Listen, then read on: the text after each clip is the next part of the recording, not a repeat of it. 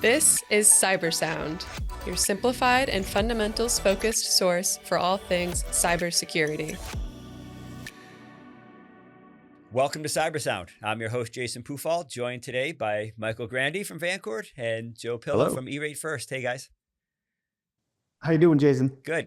So, Joe, you joined this, if you can believe it, 2 years ago. January 3rd of 2020 was what you were on the last podcast. That's awesome. It seems like yesterday, right, guys, that we just talked about this. It does. Yep. So we're doing something a little bit different. And just as a refresher for folks, we realized that we now have over 4 years of content that we have produced. Wow. And there's a lot of good topics out there. And in particular, there's definitely topics that are still really relevant, but you may have changed some in the past 2 or 3 years since we had that last episode. So we wanted to bring you back, Joe. You were on actually episode 68, E-Rate and school reimbursement funding 2 years ago. And, it is the start of the 2025 application season. So we know that that's relevant to folks. And we've got an incoming presidential change, which may potentially impact funding one way or the other. So really wanted to talk about, what does 2025 look like a little bit, and probably do a little bit of a 101 on, E-Rate for folks who may not be as familiar with it. Excellent, guys. Well, thanks for having me on again, Jason and Michael. This is a great opportunity always to get in front of people, just to give that E-Rate 101, to reiterate how important it is for all schools and libraries nationally to file for this. They're all earmarked funding for this, and we all pay into this fund. It's actually the largest technology funding source for schools and libraries. It's at, I think it's $7.2 billion right now annually that all schools get back on their internet access, internal connections, and basic maintenance cost yearly. Wow. Okay. So it's tough because you need to file various forms, just like any other government program, to get this money to release it. And it's all based on bidding, and there's rules and regulations and what's eligible, and that changes yearly. So it's a topic no one wants to discuss, but knows they have to do, just like filing taxes, unfortunately. But if you do it right, you really can take advantage of it, stretch your dollar, the school's or the library's dollar further, and get your best return on the program by implementing and increasing both technology, security, speeds to the end user, being really the student. That's what we care about. And so that's how I fit that mold. Is I help those schools and libraries, our team, file and manage this program on their behalf. So, Joe, the E-Rate is essentially a function of USAC, which is then sort of funded by the FCC. Is that correct? It's a Universal Service Administrative Company. It's an outsourced firm that it's kind of a pseudo agency. And that is actually one of the things you guys hit the point on. And it has come up. Are they allowed to make rules and regulations on behalf of the government without, formally having a vote on it? And that's in Congress right now, that issue. And the two primary pieces that it's referred to, I guess, as category, right? Category one, which is bringing internet to the school, and category two, which is then distributing it throughout the district into different schools. Just perfect. It's that every year you get your internet access costs reimbursed, and it's based on a percentage. So every year everyone has that monthly cost. It should get that reimbursement based on that cost, and that's bringing it to the various buildings. If you have various buildings, both the schools, libraries, and admin buildings. So anything that has to do with educating the student, those sites are eligible. And that cost to that building is eligible, and they don't put a cap on that for those things. And that's category one. Category two is that, like you said, the internal connections, distributing the internet throughout the building to that end user. And that would be basically, you think about it as like switches, routers, firewalls, UPSs, wireless access points, all the devices used to distribute that internet cleanly and as fast as possible to that end user. And is there a formula that's sort of used by USAC when it's coming up with sort of, I know that it's needs based, but sometimes certain clients, maybe nonprofits, maybe independent schools, That's where they have questions on how that's done. Pat's on that. So the schools, most school districts, they participate in the National Free Lunch Program. So they have this data. Every school nationally does so. So they have this, hey, we're either higher in need based on that free and reduced lunch figures, which is income based, and they get a higher discount based on that. It goes into a kind of a bracket of, based on that percentage, how much you actually get back from the program. But many nonprofits don't know how to get around that because they don't participate. But you could do financial aid applications, surveys is usually an easy one. And it's really basic. It's just really showing, is there a need financially? And based on that student population, what is that need? And that's what you're trying to flush out. And it's pretty straightforward and easy to do so. But I know that's usually the stumbling block for nonprofits that have a state licensed school. Yeah, and that was one of the points I think we wanted to key on is making sure it's not underutilized by certain eligible organizations. Sorry. Unfortunately, a lot of the smaller schools, they get left on the side of this and think they can't find. That's both Catholic schools, private schools, because they don't do that NSLP. They do financial aid, but they don't know how to go about doing that. And a lot of special needs schools, juvenile justices, stuff like that, they don't know, how do I go about doing this? Because I can't just easily show that from the state. Yeah, and my question was going to be certainly along that line, but more, do you find that there are entities that actually are eligible for this, but don't know that they are? So we just talked. I have a client in Chicago, Easter Seals. It's just thinking off the top of my head, they didn't know they are eligible, but they have 4 Head Starts, and in their state, in Illinois, it is eligible Head Starts. So the last 7 years, we actually been filing for them. They obviously do other things, and most of these agencies, do all different types of things, not just education, right? They do all the, things for the parents, job placement, whatever they do. If they have a licensed school, Head Start, anything like that, that could be eligible if the state says so. When you're licensed with the state, then you're eligible for E-rate. Perfect. Thank you. And so, as it relates to, we talked sort of through what category 1, category 2 meant, yes, and some of the uses of the program. Are there any other maybe new things that have happened maybe now in 2025 and looking forward? So to go back to the category 2, there's also managed services where you have these costs. A lot of these smaller schools and Catholic schools, they don't have the budget to have an on-site full-time technology staff. So a lot of them do outsource that function because it's cheaper. They don't have to pay, all the health insurance and all that stuff. That can be eligible. And a lot of times it is, and they're not aware of that. So that cost that they pay that entity to just manage their equipment could be an eligible service, and they would get that discount off of that eligible service. And so many forget that that's a huge portion of it, and could be used.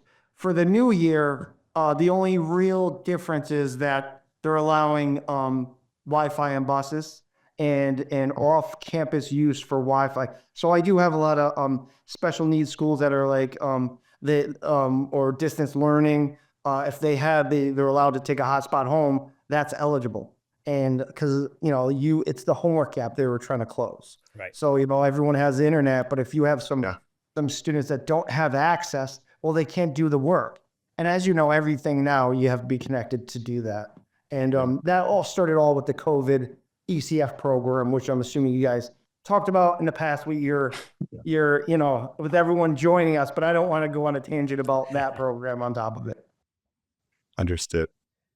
So the limitation for home network access, I'm assuming they can't have something that's more permanent, like fiber or cable or something. Great question. No, it's weird. It's just hotspots only they're sticking to. Now that's going to be the big issue going forward with the new administration coming in. One of the points that they're going to have, because the Republicans did not want it to cross that public right of way from the school district or school side.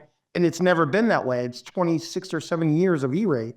And it's been like, once it crosses that public right of way, it's not eligible. And so this, as of the COVID programs, emergency connectivity funds, the first time that they opened that up, so students obviously we all had a distance learn. They had to have streaming services and video. So they had to get out devices and also those hotspots basically to every student nationally. Do you anticipate, Michael, I don't know if you're going to ask this or not, but do you anticipate significant changes now, post January 6th? What are we looking at? Has there been much room? There's some, intriguing things on the board. It's really the security aspect has been on the table for years. And probably the last 10 years, it's come up of like, okay, like how do we use this funding for any type of security? And that could be physical security to also digital, right? Any type of blocking. I've encountered many schools that have been hacked, have been held up ransom. And LA Unified was, I think 2 years ago, had a huge case. And that case really opened up the floodgates of like, we got to do something about this and we don't have the budget. That cost is not going away and it's not going down. And it's getting trickier and trickier. And so all it takes is a little mistake on the end user. And, but not everyone has these huge budgets to pay for this stuff.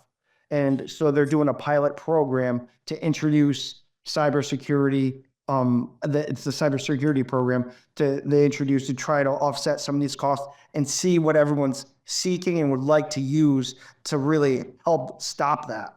And it's going to grow, and there's no way to get rid of it. Yeah, my only contribution to that is understanding that we've worked with several clients on applications in the pilot program, and I know that window closed in November of 24, and a lot of the questions were, well, this is helpful, right? But similar to ECF, it was a $200 million program that I think had $3 billion applications come in. So it shows that there's that huge need. There's a need. Yeah. And my concern, I guess, but just to tie it into sort of short-term thinking and long-term solution is, ECF was wonderful, and it put one-to-one devices in a lot of hands of a lot of people that needed it in our school systems, but it left a funding gap moving forward, because you get to the end of the life cycle of some of these things, which are maybe at best 4 years, and you now need to do full replacement. You have no warranty coverage. You have licenses that expire, and now you've also now introduced this from a security perspective, where costs only escalate year over year. So my question was really about, do you see $3 billion in application, $200 million in funding? Do you see a point at which this is going to be made permanent and a permanent part of this program? Great question. This is something that I actually was kind of angry about, is that they put out the pilot and it's a 3-year pilot. So that tells me, okay, well, they're going to roll this eventually into E-rate, but that means for the next 3 years, they're not going to do anything with everyone else for the money.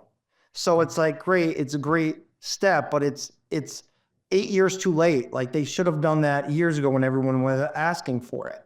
And it's great that they're moving forward with it. And I do believe it's going to get rolled up. It almost has to, because basic firewall protection alone is such a small piece of the licensing and stuff you need. You see why these companies are like top 50 companies in the US that are traded right now, or like all these large, and as it's all relative based on size, your cost, right? So huge districts have up to $1 million of just license fees for these firewalls, and the smaller, it's not like it's a little piece of the puzzle. It's a huge portion of your budget that you have to now set aside, or you leave yourself vulnerable to that stuff. I had sort of have a question. It may tie a few things together, which is, let's say I'm an organization that has participated in the past, or maybe didn't know I was eligible, but I found out that I am eligible, and maybe I missed a prior cycle, but now we're going into a new cycle, and I can meet some level of a means test. What happens to the money? Is there money sort of sitting in a tranche that I have access to? Is it something I have to wait? No, it's use it or lose it type stuff. So everyone, there's no retroactive, I would like to go back. Unfortunately, just like all government programs, they want to, because of waste, fraud, and abuse, they put this package together saying, well, if it's bid in this package, then we can make it eligible and watch it. Obviously, there's those that try to get around it, but it's all based on bidding. So the whole program is based on bidding these various services and products that you would like to seek funding for. So it's a reimbursement program. Remember, it's not here's money and great here, and if you spend it or not. It's I have these costs. I'm seeking. I'm going out to bid for these costs that I'm going to incur. I'm then also filing for reimbursement and hoping to get that reimbursement for it. But remember, this is a guaranteed funding source, though. So if you have costs for internet, you're guaranteed based on that cost. It's not a grant. So everyone gets confused with that. It's not like, oh, I hope we can qualify. If you're a school, you qualify. If you have students, you qualify. And you should expect the money yearly. It's just filing correctly to get that money. That's the big issue. And like you said, the biggest thing is like, how do I prove I'm eligible? How do I get in there? Like identified as an eligible location to get the end result of get that funding every year. And it's a process and there's ways to get there. But if you're with the state and you have a license in Connecticut, it is from Head Start to K through 12, you're eligible and you should be filing every year. Okay. I have one last question, and it's an easy one, just about sort of deadlines, important deadlines for folks to keep in mind. I think we're in January right now, so I feel like we're coming up on the beginning of the cycle. Cycle started a little early. They started earlier, and a lot do like to file super early. And it's tough because we're filing technically for service to begin July 1st. So if you're bidding 8 months ahead of time for a widget, whatever it may be, the cost and the product model numbers are going to change by the time, so I usually like to start, we prep everything at our team, all of our schools and libraries. We're in actually 44 states that we do this for. And we go through all of the, hey, where they were last year, what's their budgets, how much they have, know more about it, about their program, everything about it before we go into the application cycle. So you see, hey, this is what you had last year. This is what your contracts were. Even if it's a new client or potential, I would know all that because it's all public record. It's all publicly posted. So I see everything filed last year, what they have, and what's earmarked for the school or library by the government, through this program based on their student counts. And so I'll know those numbers and know what they can take advantage of. And we go over, hey, what's eligible this year? That's different. And you go through the list of like, we used to call it your wish list. Now it's like, I wish I had this money to do these things. These are the things I'd like to do. So let's bid it. Now, when you go through the process, which is coming up now, let me grab the dates so everyone has that too. But it's, you want to make sure that you have enough time to bid everything in time, assess those bids properly, identify, those needs based on that bid, and then file that next application. So the second application really drives the first application. So the second deadline drives the first deadline because you have to keep the bid open 28 days.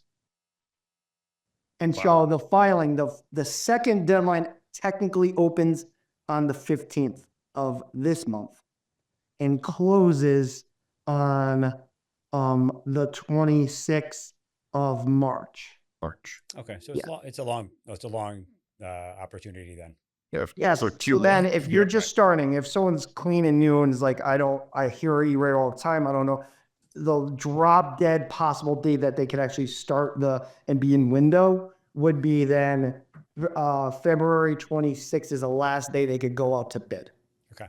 So like if someone called me on the 25th, technically you could get it in, right? But you rather not be rushed to make decisions on that application. But anyone that's listening to you guys today about this, you want to file, you're guaranteed to get the money. You just got to follow the process and make sure that, hey, you're getting your fair share out of the program. Great. And if you actually look at your cell phone bill, everyone pays into the fund. Right. There's like a dollar or two, the USF fund you'll see as a line item forever that you've paid into. Gotcha. Well, so that's super helpful, Joe. I appreciate you joining. I'm glad that our timing was good, such that people still have plenty of opportunity to actually apply for this, and they haven't missed any deadlines. So the information is certainly relevant. Look forward to what the upcoming year brings with relative to E-rate. But thanks for refreshing this for everybody so that we're all starting on the same page. Yep. Anytime, anyone wants to get a hold of us or we have a lot of free advice, a lot of questions, a lot of accounts, they have to do it for themselves, which is fine. But we do give a lot of, and that's why you guys, we work well with you guys in the past, because it's just like making sure, like, I don't really care it's if they use us or not. It's more like they all should be filing. It benefits the student that you have there. If you don't file, I see it as being lazy. Either file it internally or find someone that can help you file it. But you're guaranteed to get those funds back. And obviously, there's not an agency you guys probably work with that has unlimited funds to just do it. That's right. So yeah, though that's great. And we're in the free advice business as well, doing this podcast. So we're aligned. It Joe, absolutely is. It is. Joe, Michael, thanks for joining today. If anybody has questions, of course, reach out to us. We can put you in contact with Joe. We might be able to answer some of the rudimentary. Actually, that's not true. Michael could probably answer some rudimentary questions. We might save you some time instead of trying to figure it out. Yeah. That's right. I talk a lot more on these, and I think it's evident today that this is not in my wheelhouse. So, everybody, thanks for listening. As always, we appreciate that you did. Subscribe to the podcast and look for more content coming soon. Thank you. Great. Thanks. A great one. We'd love to hear your feedback. Feel free to get in touch at Vancord on LinkedIn. And remember, stay vigilant, stay resilient. This has been CyberSound.